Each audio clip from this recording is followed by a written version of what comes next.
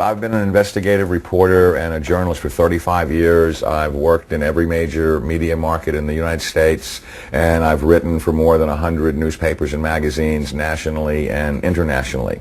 So last September 17th, I became the first journalist in U.S. history to go to the U.S. National Archives and the Library of Congress and pore over the thousands of pages of documents in both places to prove beyond a shadow of a doubt or any refutation of the facts that Prescott Bush, the grandfather of George W. Bush, and George Herbert Walker, his maternal great-grandfather for whom his daddy is named, were Nazi traitors to the country who should have been tried for treason. 2 weeks ago, in early August, a major world newspaper, The Guardian of London, finally got on the story internationally, and they flew a renowned reporter of theirs named Duncan Campbell over to Washington to take me back to the archives and Library of Congress so that they could verify that these explosive documents were real and I didn't have forged copies. Prescott Bush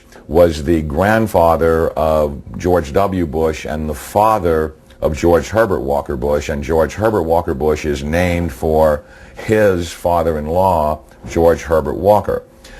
Prescott Bush graduated from Yale in 1917 and was in Skull and Bones with E. Rowland Harriman, who was the younger brother of W. Averill Harriman. The Bush family really had nothing going. They were essentially social climbers and opportunistic people. At the time that Prescott Bush met Dorothy Walker, he was a tire salesman. And George Herbert Walker, as all fathers do when their daughter's going to marry someone, said in his heart, you know, it's not an appropriate thing socially that my daughter marry a tire salesman. So he brought Prescott Bush first into Brown Brothers Harriman and then Union Banking Corporation. In actuality, it was anything but a bank. It was essentially a Nazi money laundering operation that had a lot of tentacles into a lot of different other businesses. They owned a shipping line called Hamburg American Line, for example, which was the first Nazi front business seized, although the line was no longer operational in 1942. In the early 1930s, it transported Nazi spies into the U.S., and then their promotional ads offered cash rewards to any American citizens who would go back on Hamburg American lines and proselytize for Hitler. 8 months after the U.S. had entered the war, the New York Herald Tribune ran a front-page article, "Hitler's Angel has $3 million in U.S. bank."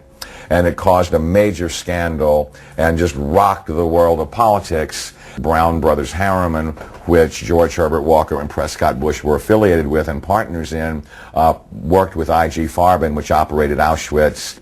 Prescott Bush, he did a number of things that were not only anti-American but were pro-Hitler, and he did all that he could to proselytize for Hitler and the rise of his Third Reich, because the largest client, Fritz Thyssen, of his patron, W. Averill Harriman, dictated what kind of behavior he would practice to enhance his own career. So he was put on the board of directors of Union Banking Corporation, and he was also a shareholder in Union Banking Corporation along with E. Rowland Harriman. But what's interesting about what the documents show is that they clearly state that all of the shareholders were phantom shareholders for Fritz Thyssen and did his bidding directly. So the point I'm making is it's not as if they bought these shares of stock as a passive investment to hopefully profit from the war. They were directly doing the bidding of the individual who built the Nazi war machine. Some very shocking documents that I saw at the Library of Congress 2 weeks ago on August 10th. On August 9th, excuse me, had to do with the hearings of the McCormick-Dickstein Committee of November 1934, show that Prescott Bush and the DuPont family, the Remington family, and J.P. Morgan tried to overthrow the U.S. government, assassinate FDR, and put a Hitler-style fascist state in place. I have in my possession testimony from the McCormick-Dickstein Committee in November of 1934 by one of the fascist plotters that they were going to follow Hitler's model exactly and impose martial law on the United States, round up unemployed people that were worthless to the economy and troublemakers and Jews and put them into internment camps. And their plan was, if necessary, to exterminate the people that could not be part of the effort. The only reason the coup attempt in 1934 didn't succeed is that they hired the wrong general to lead it, General Smedley Butler, the great Marine hero, two-time Congressional Medal of Honor winner, who worked with the plotters just long enough to be able to identify who they were and then blew the whistle on them to Congress. Incredibly, after being warned by the FBI and the Justice Department and the Treasury Department to cease and desist in their Nazi dealings, they had continued them until 1951.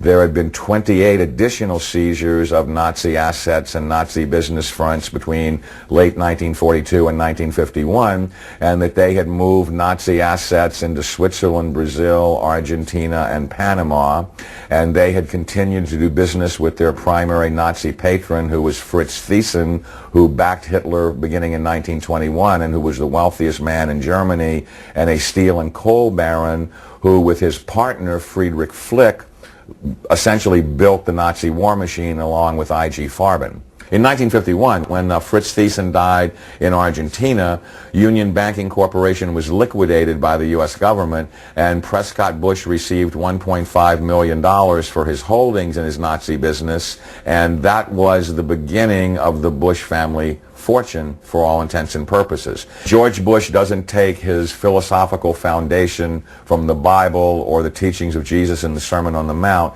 George Bush takes his inspiration from what he learned in Skull and Bones and from the Thule Society that Hitler and Goebbels and Goring cut their teeth in, Bohemian Grove, these evil organizations that perpetrate the ugly things that these criminals are doing to this country for which they must be held accountable.